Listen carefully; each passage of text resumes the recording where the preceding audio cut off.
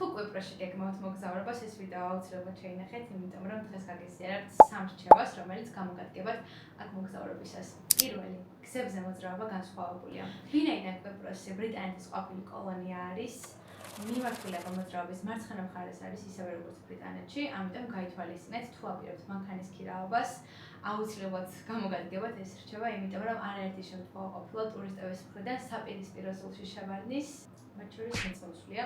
მეორე, ელექტროშევსელები, იგივე დენცკვიტა ბრიტანულ სტილშია, რაც ნიშნავს იმას, რომ გვჭირდება სამპირიანი ადაპტერი და არა ორპირიანი, ამიტომ ჯობია რომ თავიდანვე იქონიოთ, რათა ძალიან დიდ დროს დაგოგავთ, მიუხედავად იმისა, რომ ბევრ მარკეტში იყიდება და აქაც იშოვთ ჩვეულებრივად, მაინც ჯობია რომ თქვენ წამოიღოთ. და მესამე, აუცილებლად გირჩევთ რომ იქირავთ მანქანა, ვინაიდან კუნძული არის, ყველაფერს ახლა ვერ მოახერხებთ საზოგადოებრივი ტრანსპორტით, პლუს ამას მეტრო არ არის, აქ მატარებლითაც ვერ წახვალთ, ავტობუსების განრიგიც ძალიან უცნაური არის, იმიტომ რომ კვირა დღეს გაგიჭირდებათ გადაადგილება, ერთი სიტყვით რო არ იწნავოთ და ისეთი ადგილები ნახოთ, სადაც ტრანსპორტი ვერ მივა, გირჩევთ რომ მანქანა იქირავთ.